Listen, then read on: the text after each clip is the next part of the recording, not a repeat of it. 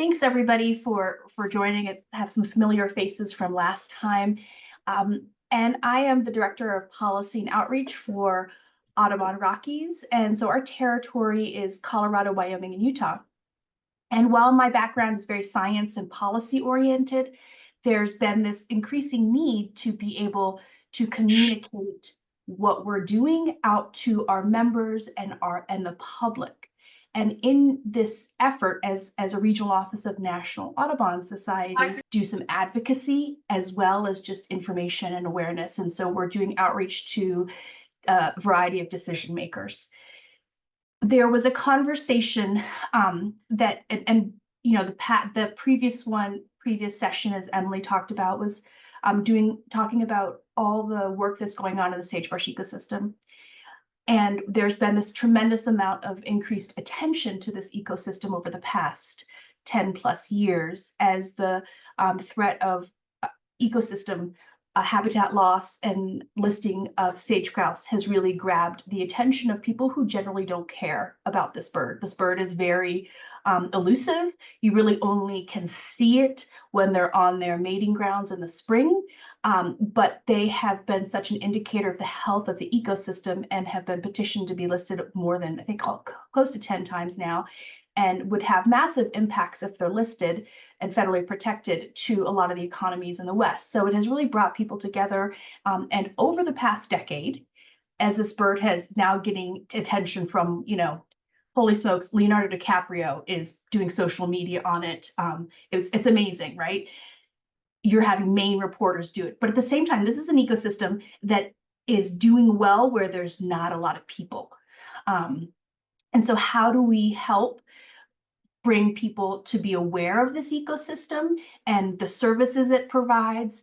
And so within the conservation community, there have been a lot of advocacy efforts. And I see some of my partners on the call today, which is awesome, to be able to kind of talk about what they're doing as well.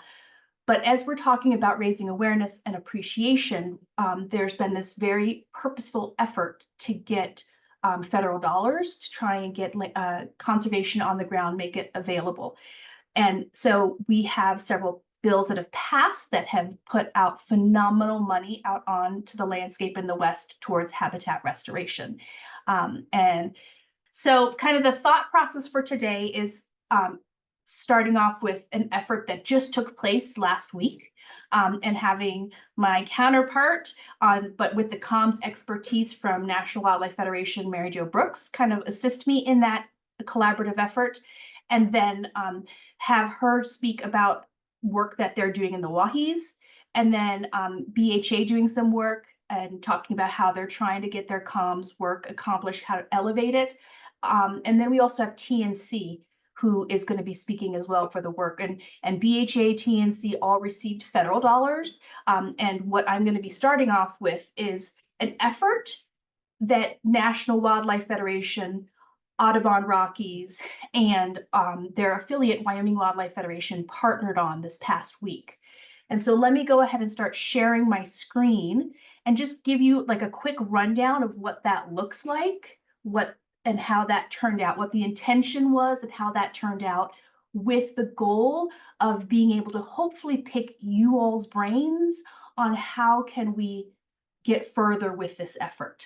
But what the intention of this was, we wanted to have a celebration. We got some funding from a foundation to put on an event, because the purpose of this event was to create a positive space with local and state leaders to talk about the work being done in the sagebrush ecosystem.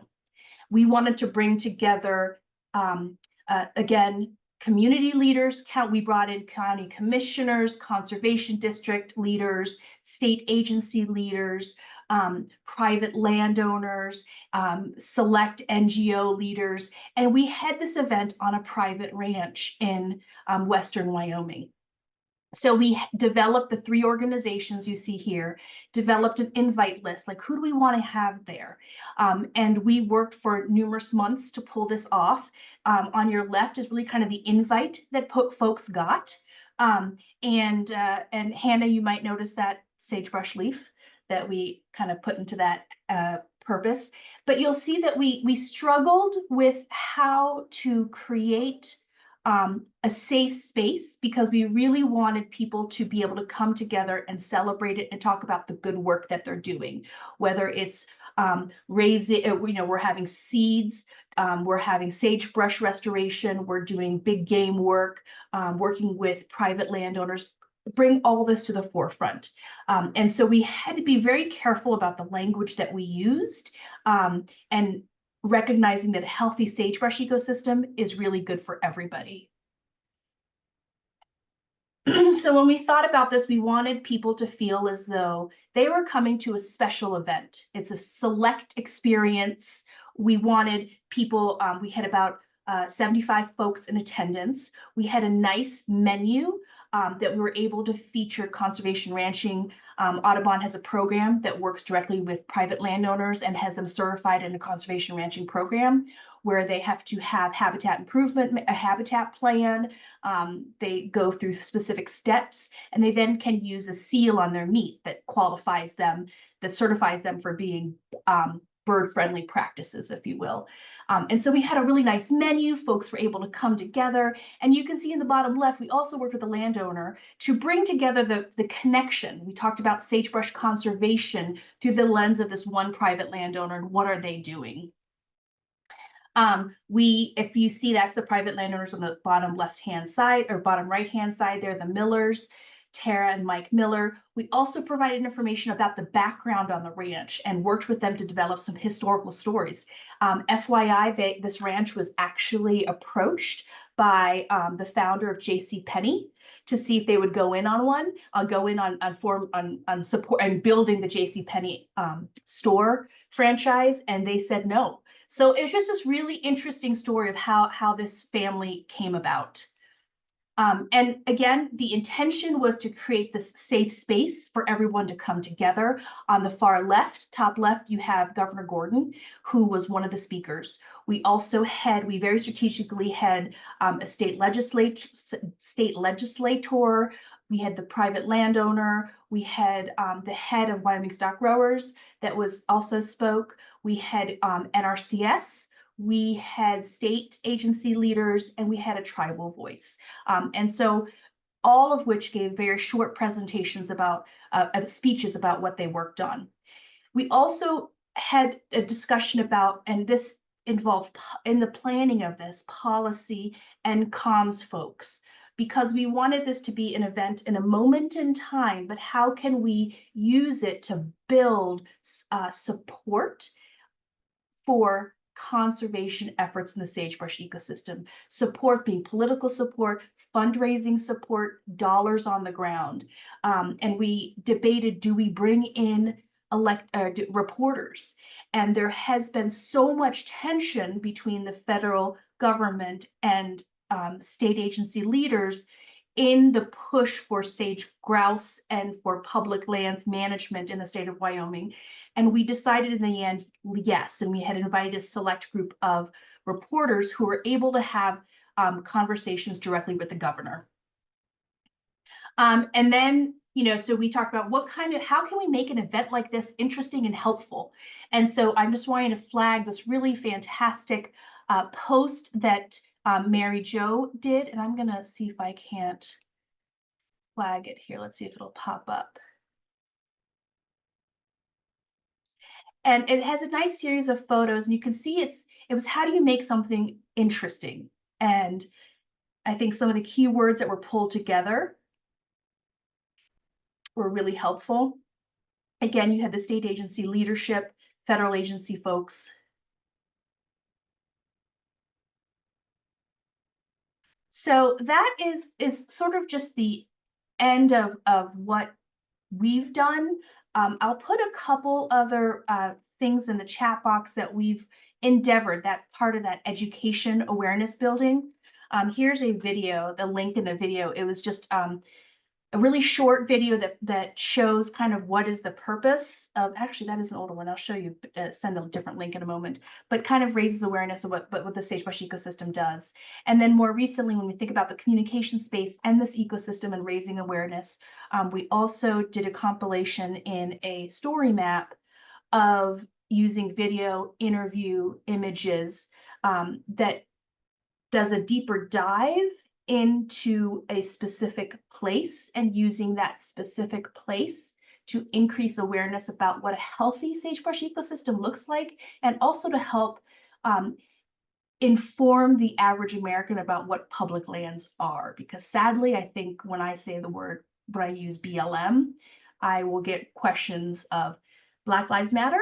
Like, how do we, raise awareness about what we're talking about here and the legacy of these being America's public lands? So I would love to kind of maybe open it up.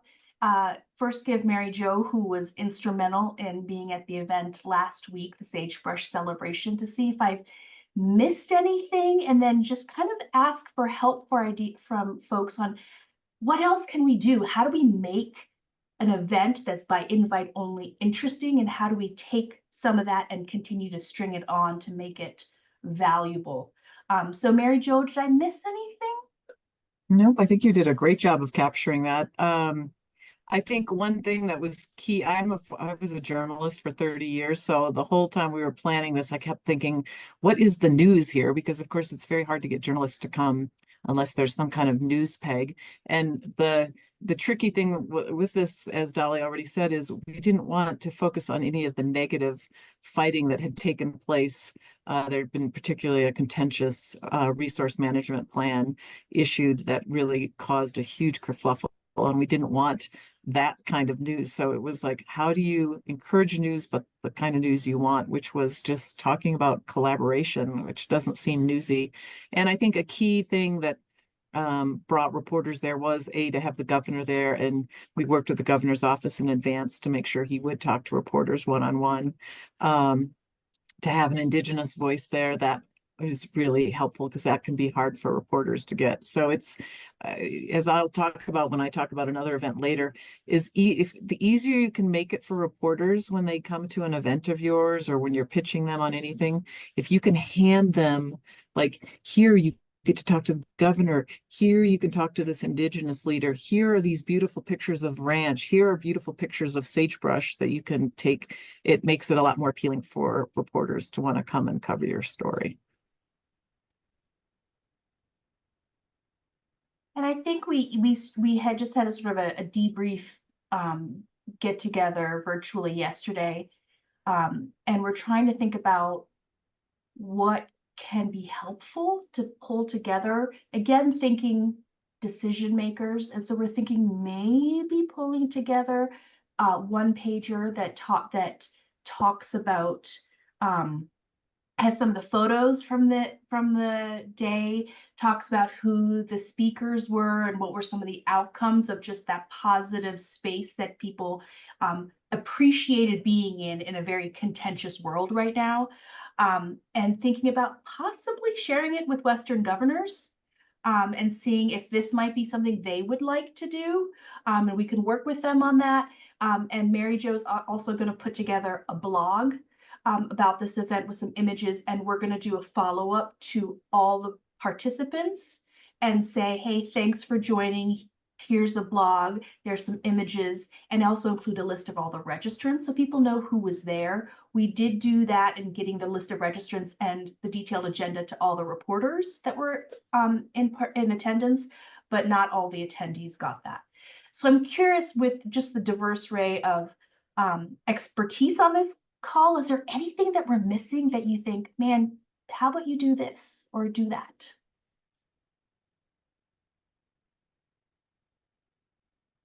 I know I was really curious about those next steps, Daly, what you're kind of planning to do to follow up. So thank you for talking about that. And if anybody has any just questions for Daly or for Mary Jo in general, feel free to pipe up, put them in the chat as well. Super. Well, I wonder, Mary Jo, can we transition to you and talked about your work in the Owahis?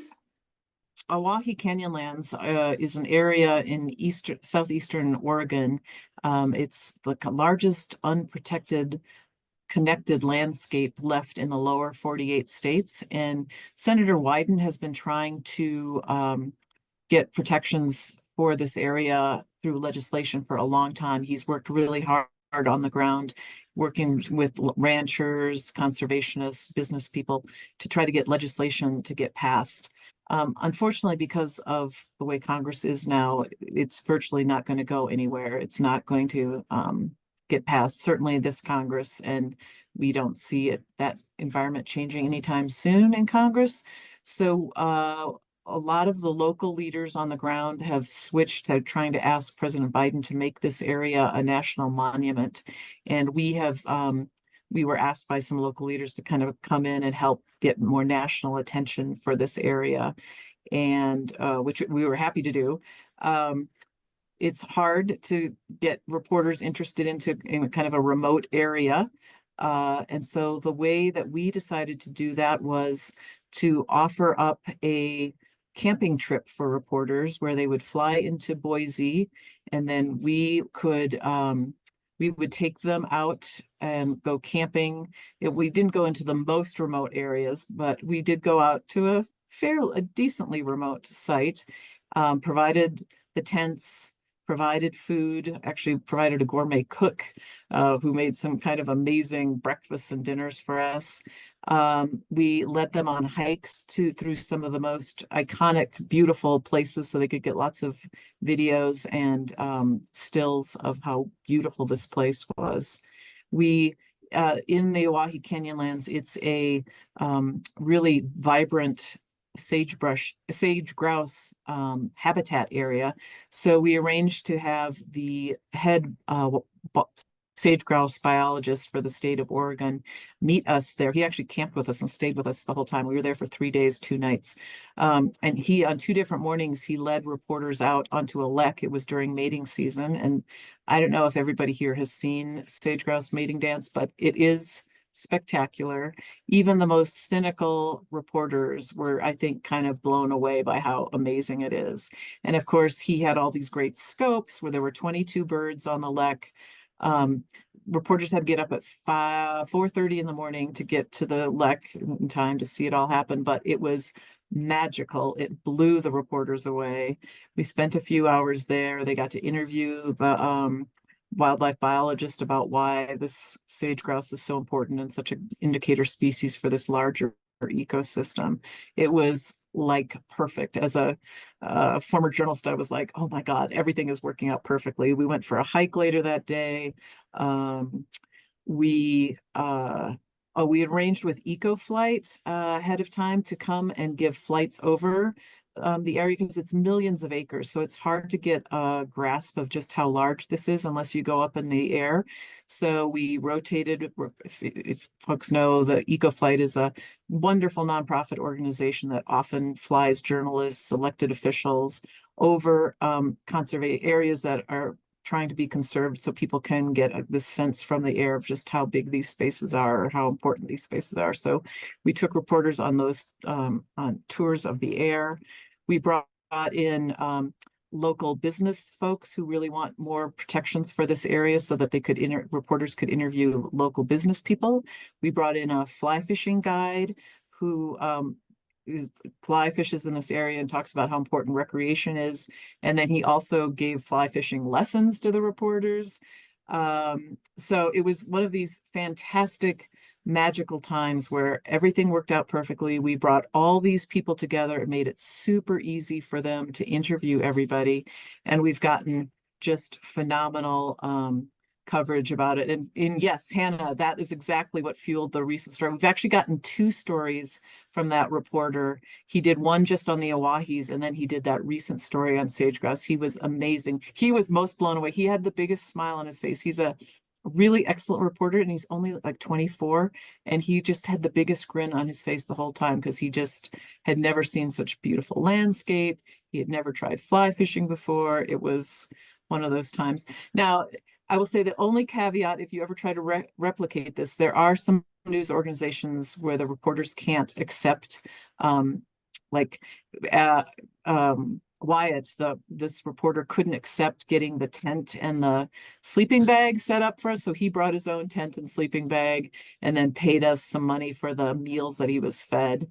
But you can usually work like news organizations that have these strict rules that they can't accept gifts. You can usually work around and they can pay something. Some organizations don't even let their reporters go up in an eco flight, and so they have to pay eco flight for the for going up in the air. But oh, and I forgot one other really key component that we pulled together for that shoot, again in an effort to just make it easy for reporters.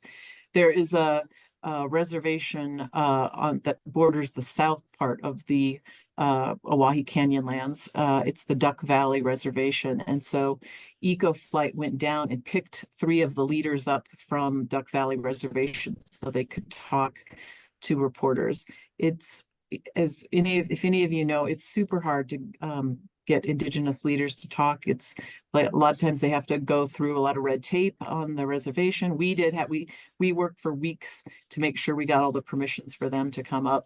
But then it added a really nice element that reporters could talk to the Indigenous folks about why they want to see these protections on this land. So it worked out perfectly. The coverage we got was, we couldn't have asked for better coverage.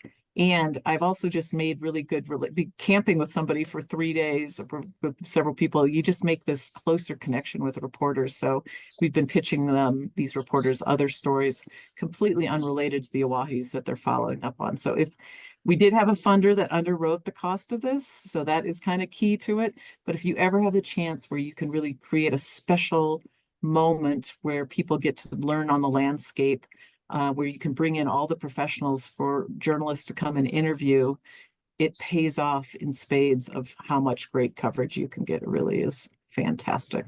So that was yakking at you way too much. If anybody has any questions, please feel free to ask them. So cool, Mary Jo. I have so many questions. How did you feel that there were certain reporters, or it was a barrier to getting engagement because it was camping, because it was a little more of a hearty experience? It wasn't, getting a shower every night. Did you feel like that was a barrier to participants? It was the opposite. It was really amazing. We had one African-American reporter who had never, ever slept outside ever in her life before. And she confessed to us, she's like, I was a little worried about bears and things. And we're like, you're going to be safe. We promise you're going to be safe. And she had the best time. She is like, I am going out and buying a tent and a sleeping bag. It was amazing. And it was, I'm trying to think if, there was one reporter who was a big outdoorsy person. Wyatt had a tent. He wasn't really sure he knew how to set it up because he'd only used it once before.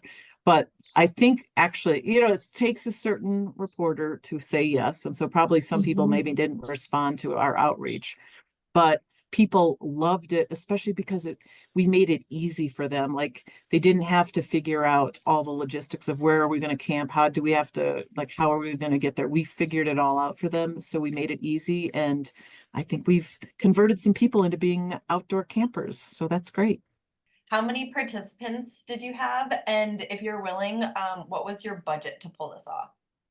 I mean, to me, it seems pretty big. It was $15,000. So that is not small, but on the other hand, it's, if you have a funder who's interested in promoting something, for a funder, 15,000 maybe doesn't seem like so much.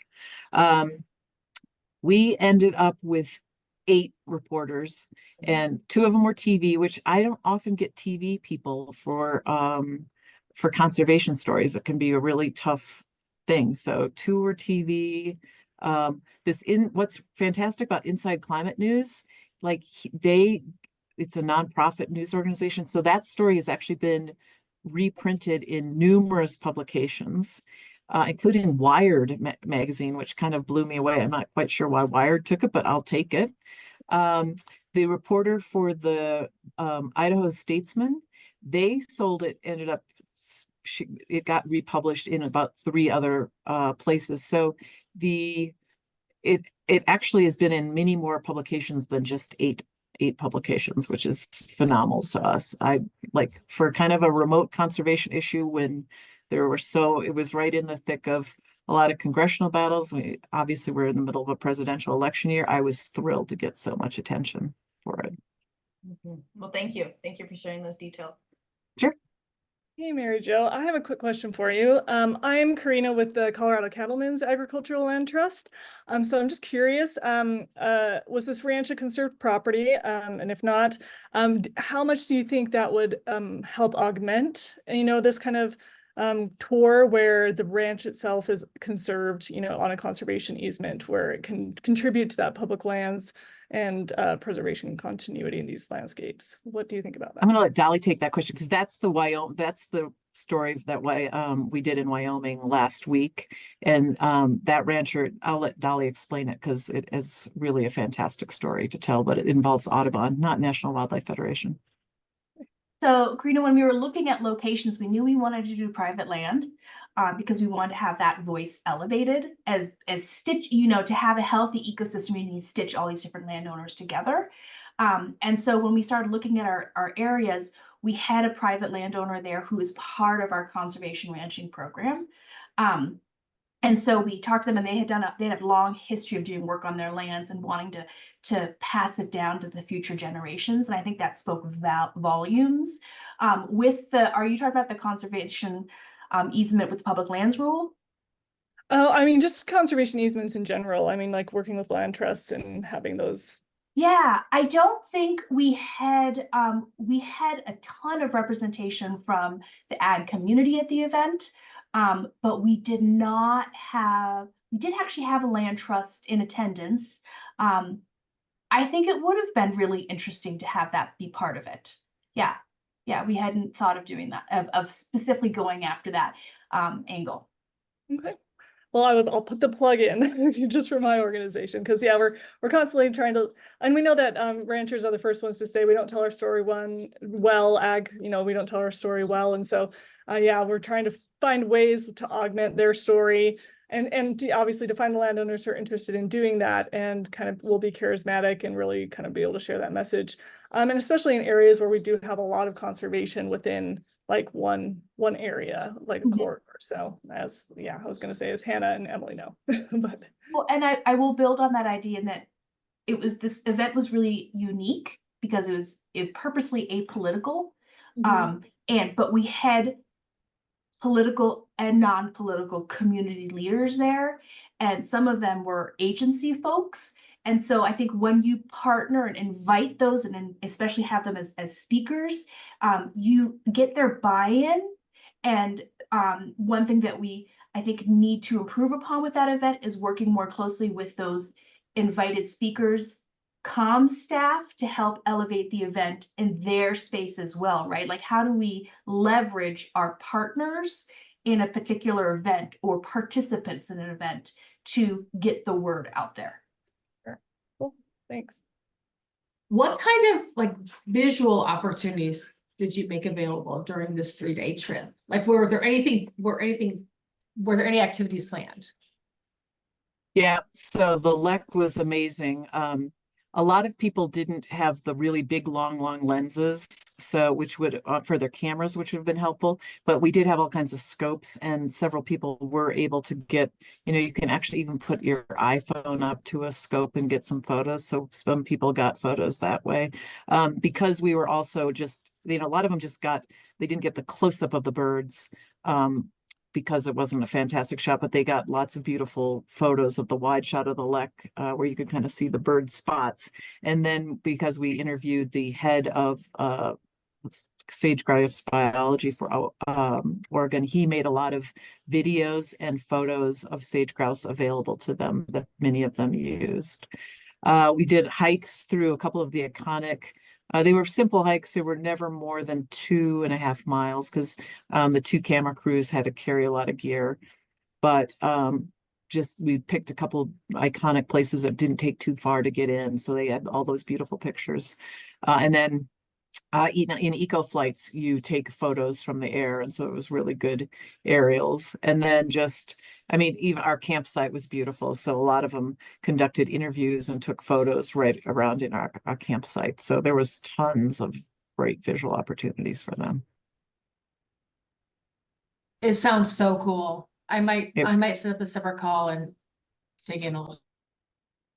Yeah, it was, I have to say it was when we were first kicking around the idea, I'm like, this sounds cool, but will it really work out? And it worked perfectly. It was really, really fun. So now I'm just trying to think of every campaign we're working on. How can I do something similar? Obviously, a lot of chapters at the Nature Conservancy. Again, we have 50 chapters across all 50 states. And a lot of them were doing sagebrush work. But in 2019, they created the Sagebrush C program, which was the collaborative program to work across borders, cross disciplines, and really have a bigger, stronger, scalable, way to work. Because we know that the sagebrush doesn't end at one border and start at a new one. So, the theory is to pull everybody together, work together. So after a couple of years of being established, they reached out to one of the Western communications leaders and said, hey, we need a website. They had absolutely no communication support, zero. So, and they were a relatively new program. They just didn't have the funding yet. They didn't have the money. So we offered to, volunteer our time to create this collaborative web feature. I'll just go ahead and open it up and just browse around. Really, they just wanted to establish kind of a home space. We got really creative. We have a beautiful narrative, have some really startling statistics, which kind of get people's attention. We have a lot of interactive measures. So all the chapters that are involved have little local elements here. A great visual. You guys are all familiar with what really good websites look like. And so we have lots of great elements that helped kind of share the story, get their messaging out there. They also really felt it was really important, of course, everybody loves the animals, to make sure that people could find them, because they wanted people to be able to track down the leadership of the program. So we have a whole, meet the team section. And then at the very bottom, you can alternate different features at the bottom to trade them out as new content comes in, or if you want to revitalize an old piece and bring it back to life because of a certain relevancy or timing or whatnot. So together we worked on this. Basically, it was communicators from 6 of those Sagebrush C states. We had a mix of, digital, social, project leadership, strategy. It was just this beautiful mix. So it really went well. We worked on this for, 6 or 8 months together, because again, it was in our extra time. Interestingly, the Nature Conservancy is reorganizing right now in the marketing communications field. And whereas we used to have a couple of mini teams spread around North America, and then individual chapters with their own Marcoms teams, we're now under one big North America umbrella, divided into 8 different divisions. The reason is because we feel like we can share resources, be more efficient, and really need to focus on these divisional priorities. Sagebrush is one of them. It's a priority, meaning, it's across several states. It's an area that's in peril that we really need to focus on restoring in order to meet our goals. We all know there's really bold goals that we have for 2030 and whatnot. So now the work won't be voluntary, but everybody is going to engage. So when we got that Sagebrush C web feature done, we were super excited. And we're like, hey, conservation team, let's do a social media campaign. Because we were all like, we want to see how well we can do, what we can do with this page. And one of our social media pros created this great, very user-friendly tool with like Instagram copy, Twitter, Facebook. If you have a donor letter, some chapters do, some don't. Nature News is our email kind of outreach for our members, people who support the Nature Conservancy in different states. So every state has its own kind of Nature News distribution list. So it's going to our members who support us in Mexico. But anyway, so we shared this social package with our global team, which manages the flagship channels like the Facebook, now X, they have LinkedIn now. We reached out to all the states that have Sagebrush C in them. And across the board, we got 88 published posts with 120,000 impressions, 7,500 engagements. These are all the chapters that engage. So again, it just kind of shows like the power of collaboration, the power of working together across borders to help each other elevate things. And then Policy Launch, that's our GR team. So they even supported the effort and had used this page many times. Okay, moving on. We really had the good fortune of getting the attention of our Cool Green Science team, which is the science communications kind of web feature team. They write blogs. They really know how to take these scientific, kind of complicated, convoluted work projects we're doing and create it in an appealing way, one that everybody can understand. It has its own, kind of 100,000 people generally see this site every month. Really great numbers. And then we add our promotions on top of that. But we got 2 great features from Cool Green Science, which were added to our main site. The Cool Critters, which is also great. And the most recent one is the 6 spectacular places to experience the sagebrush sea. And the person who led this is Matt Miller. He lives in Idaho. He's been writing for TNC for decades. He's amazing. He's been to all these places. He has all these lived experiences. He connects with all the different conservation leaders from the different chapters within our C program.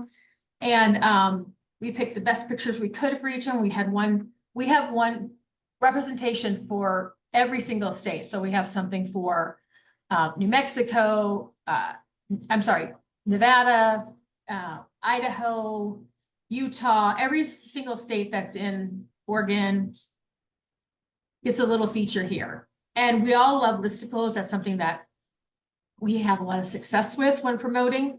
And so since that first social media campaign that we did right after the web feature, the first web feature was completed, we are now on our 3rd. So we're averaging about 1 a year right now, but we're all doing it separately, but we're doing like collaborative outreach together, and we're finishing it up at the end of the month. So we'll have some really good stats from that. But we take so many chapters and you all elevate at the same time using lots of different tools, different channels. It really does make a difference. So kind of what's next on the plate is that you all are aware that BLM, you may be aware, BLM has funded $10 million in watershed restoration across the sagebrush sea states, as well as the Colorado River Basin. So TNC hired a manager, Austin, who's going to be doing this. So these are going to be stream restoration projects, wet meadows restoration. Matt Cahill, the leader of the conservation program, calls them sticks and stones restoration, a lot of nature-based work, all across these many states. And this year is really about ramping people up. We just hired everybody. You can see in the red dots, this is where all the people are based to do this work. And so next year will be a really big year for those projects. And it'll be interesting to see what the sagebrush sea division communicators end up doing, because I'm moving out of sagebrush sea. So there's lots and lots of potential. And then one thing I know we'll do is we'll create features like this. We were fortunate that Montana had a wet meadows restoration project already in the works. They captured video with a professional. They put together a story. I would highly recommend looking at it. It's really well done. It explains the importance of this work, and they have really phenomenal photography. Shows the in cuts and all that kind of stuff. So anyways, what we'll do, we'll identify as a division, like a small group of communicators, what stories do you want to highlight together? How can we do this? And where should we do this? And we're going to promote this story this summer. We're going to do a media outreach in Montana. There's going to be another wet meadows restoration happening soon. And we'll do media, we'll do social media, we'll do, promotions any which way we can, all together, all at the same time. And then of course, individually on our own. So that's coming up. Really the promotions will start in earnest next year when a lot more work is done on the ground, because it's really more just like kind of getting everything ready and identifying the key projects we want to complete in the next few years and that kind of thing. Happy to answer your questions. Yeah. But I feel like the key to our success is like what we have across our division is we have a really wide diversity of skills. So with this reorg, we'll have a strategist in a chapter. And then they'll have a team of people. They'll have a storytelling team that they can turn to write really priority, important, creative, compelling stories. And then they have, you know, another team will create the promotional planning around it. Then we have analytics groups who can report on the analytics and show us what we learned from it.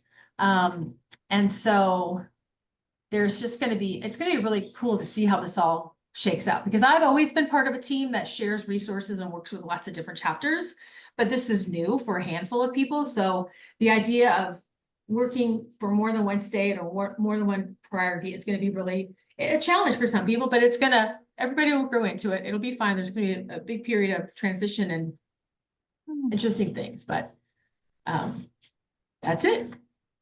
Tracy, some of that content was just really incredible. We really Googled over it here at the IWJV. You guys did a nice job. We're really lucky. Yeah. Yeah. And everything was done collaboratively. Everything was done together. Yeah, we elevated it together as well. Lots of more good stuff. I know another thing that's in the pipeline is we're creating a sizzle reel, because Matt and his team really want to focus on fundraising, because this program desperately needs some funding. And so the sizzle reel, which will be done probably in a couple of months, we'll make sure you guys see it, is going to be an important tool for raising funding. We'll also create social strings and that kind of thing. And then also we're creating fact sheets, whereas one side of the fact sheet will be kind of the whole program, and then on the other side, the individual state contributions. So, you know, creating fact sheets like that will be kind of our new normal, like sharing these tools and reducing redundancy and that kind of thing. So I am the Western Policy and Conservation Manager for BHA, and would like to talk about just one of our on-the-ground projects. At the last kind of session that we had here, I mentioned a little bit of the work that we were doing at the Holly Junction Wildlife Area. And so I'm happy to go into a little bit more detail. And this project is still ongoing. So we're kind of in year 3. It's a NIFWIF project. So kind of coming to a close, but we still have one big hurrah left.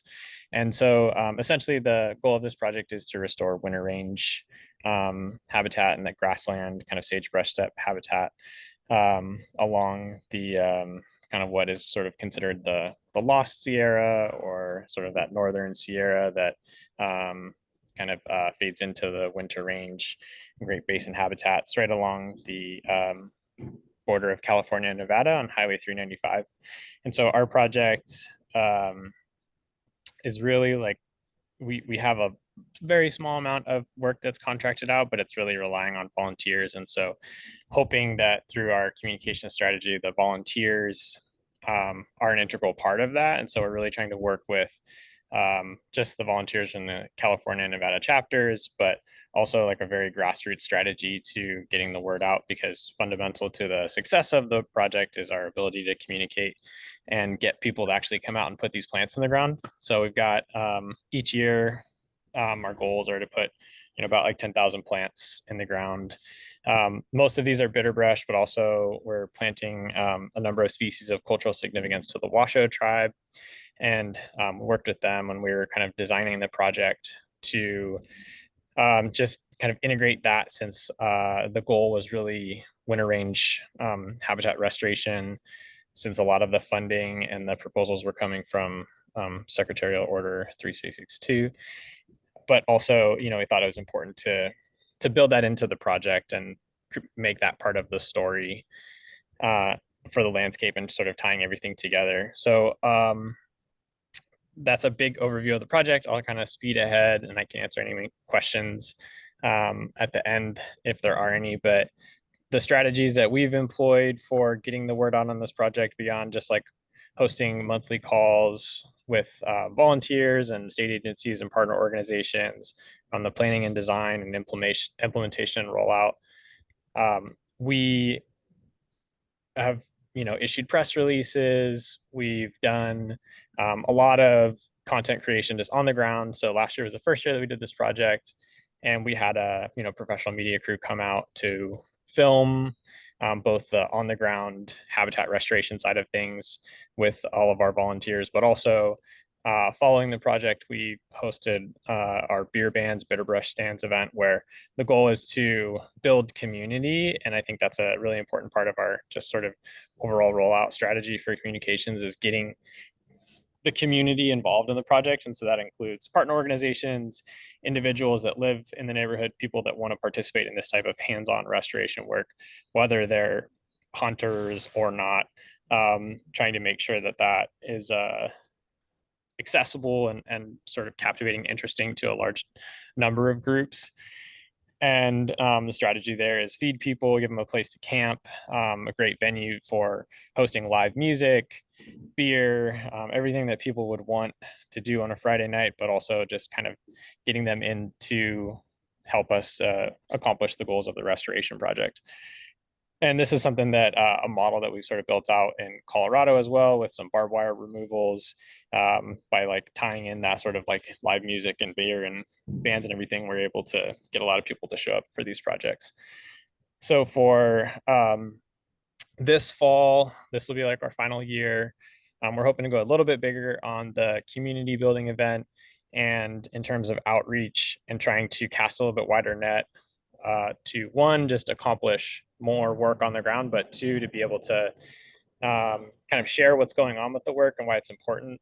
We've been inviting more organizations to table at this event, and we have a large space. So really trying to expand the reach there by bringing in more voices, more organizations, giving them an opportunity to tap into our membership, but also vice versa, hoping that they're going to bring and share this with their networks, so that we're cross-pollinating and making sure that providing visibility for all the important work that's going on out there.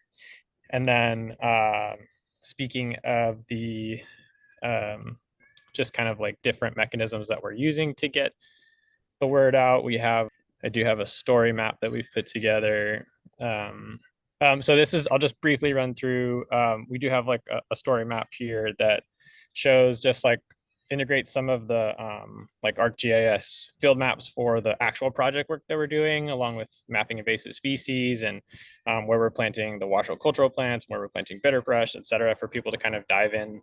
And then a timeline of the events, some brief videos of just like a history of the project. So from seed collection, just kind of like a start to finish what's happening with the work that we're doing. And where we're getting the plants, the actual process of planting. This is we had like a partnership where we had gloves donated and branded that we gave out to everybody. So everybody went home with like their own pair of gloves from the event. And so just kind of like a special takeaway. And then this is the after event where we brought people together for the beer bands, bitter brush stands. And then there's a video on there. And so, you can check it out. This also is a collection. So we've partnered with the Wildlands Network on this project, as they're one of our matching contributions. And so this is another story map that they've built into our collection, which talks all about the investments that are happening with like wildlife movement and migration corridors along 395. And their camera study, which is a part of our project, is informing a wildlife crossing along 395 that was funded. And so there's some really cool stuff there. I don't have time to go through all of it probably, but they do have some great footage there for wildlife moving. And so I recommend you all check that out, and I will post a link to the collection. Devin, this is awesome. And thank you, Thomas, for including a link to the story map in the chat box. One thing that I've been really impressed by BHA is that you guys attract a lot of younger folks that don't normally engage with NGOs. And one thing that I have wanted to do is to tap into that group. So not just me, but more broadly. And I'm wondering if you have done that at BHA, where you're taking these awesome dedicated volunteers that are showing up, and are they elevating it through social media, through their channels, like individuals? And if you're doing that, has that been successful? What have you learned from that? Yeah, the tracking of that is something that I don't have a ton of metrics on. I mean, that's the goal, right? And I think we want to try to encourage that further this year. But it's certainly the goal that we're getting people involved in these projects, and not just sharing like, hey, I did this great planting project, but also like sharing the importance of this work and the conservation in general. And we're hoping to take this project, which was in part, which is tied directly to SO3362, and then use that to talk about new legislation and policy that's reinvesting into these ecosystems through Padilla's new legislation that was just dropped, the Wildlife Through Movement Through Partnerships Action. So that one, I think getting people involved on the ground and sharing the importance of that work through their socials is great. But also, if we're hoping to do some journal articles and different things following this work to expand it into like that policy realm of why we need to continue to invest in these landscapes. And hopefully we're like creating those good stewards by coming out on the ground and doing this work. And Daly, I'll just hop in there as well. I think along with that side of things, offering an experiential part of this is a great opportunity to get those younger folks in, mostly because I think a lot of people might not assume that this is something they can do. Devin has told the story of the vegans who tried bear meat for the first time at the Bitterbrush Strands event many times now, but that kind of experiential opportunity for folks to learn, to come into the community and to feel at home in the community is something that I think Devin and Dre Arman, our Idaho coordinator, have done a very good job of building a lot of our events around, is that community focus for us. And I mean, as well, I can speak to the social media side of things, is producing those things in a way that makes people want to join the stewardship project and giving a story of being caretakers of the land and living with